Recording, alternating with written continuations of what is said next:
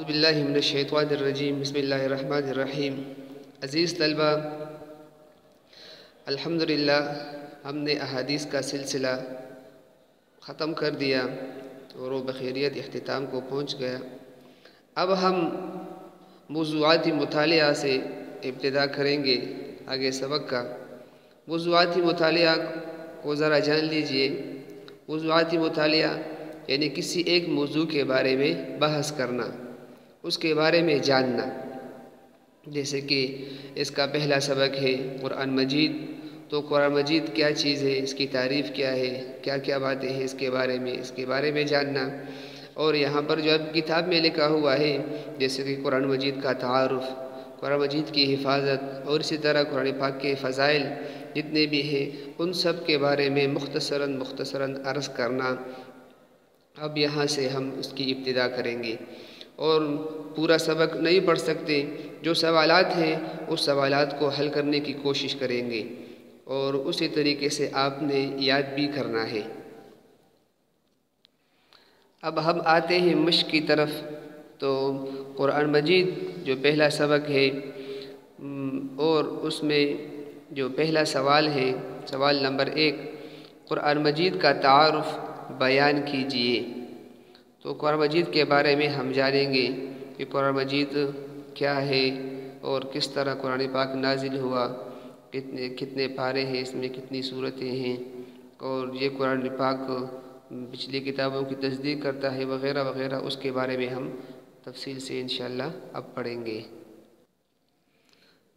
سوال نمبر 1، جیسا کہ ہم نے پڑھ لیا قرآن مجید کا مختصر تعارف بیان کریں، تو آپ نے ہیڈنگ پہلے یہ دینی ہے تعارفی قرآن مجید، یعنی قرآن مجید کا تعارف۔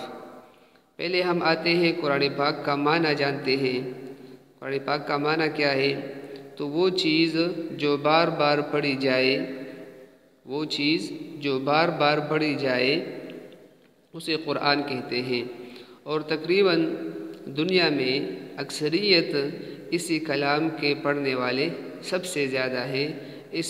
اسی وجہ سے اس کا نام بھی قرآن مجید رکھا گیا ہے، یعنی وہ چیز جو بار بار پڑھی جائے۔ اسی طرح قرآن پاک میں کل 30 پارے ہیں اور 114 صورتیں ہیں۔ عرصہ نزول، قرآن پاک کتنے عرصے میں نازل ہوا، یہ بھی ذرا سن لیجئے۔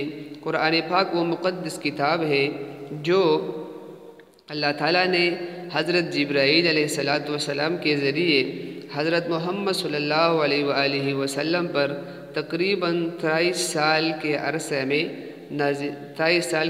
میں نازل ہوئی۔ یعنی جبرائیل علیہ السلام کے ذریعے حضرت محمد صلی اللہ علیہ وآلہ وسلم پر تقریباً 23 سال کے عرصے میں نازل ہوئی۔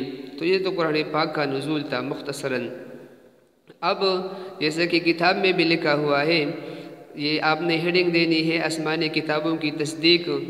تو قرآن پاک جو ہے یہ پچھلی آسمانی کتابوں کی تصدیق کرتا ہے۔ تقریباً جو میں نے کلاس میں بھی آپ کو کہا تھا 4 کتابیں ہیں مشہور، اور اس کے علاوہ تقریباً 100 صحیفے ہیں۔ تو یہ قرآن پاک 4 نمبر پر کتاب ہے، اور یہ قرآن پاک پچھلی تمام کتابوں کی تصدیق کرتا ہے۔ قرآن پاک ایسی کتاب ہے جو تمام سابقہ آسمانی کتابوں کی تصدیق کرتا ہے، اور جیسے کہ ارشاد باری تعالی ہے،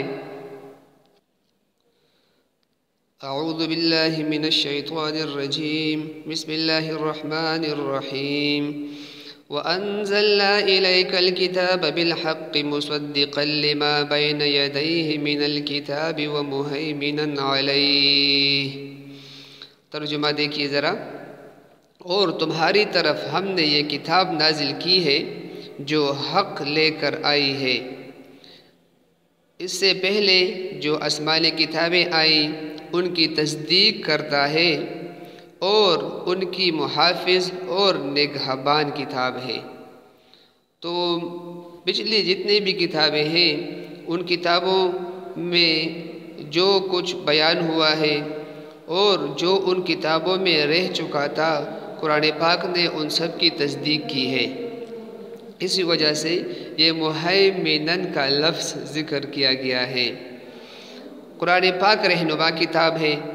قرآن پاک انسانی زندگی کے تمام پہلوؤں کے متعلق رہنمائی کرتا ہے، اور اسی طرح اس میں انسانی زندگی کی حقیقت، خیر و شر، اور اسی طرح حلال و حرام، اخلاقی تعلیمات، غرض، زندگی کے ہر پہلو کے متعلق رہنمائی موجود ہے۔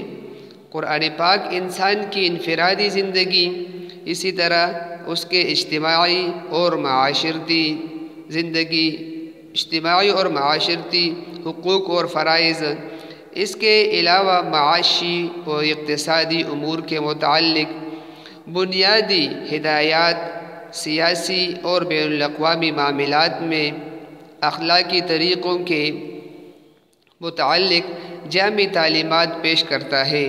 قرآن مجید انسانی زندگی کے تمام پہلوؤں کے بارے میں ضروری معلومات اور رہنمائی کا خزینہ بھی ہے۔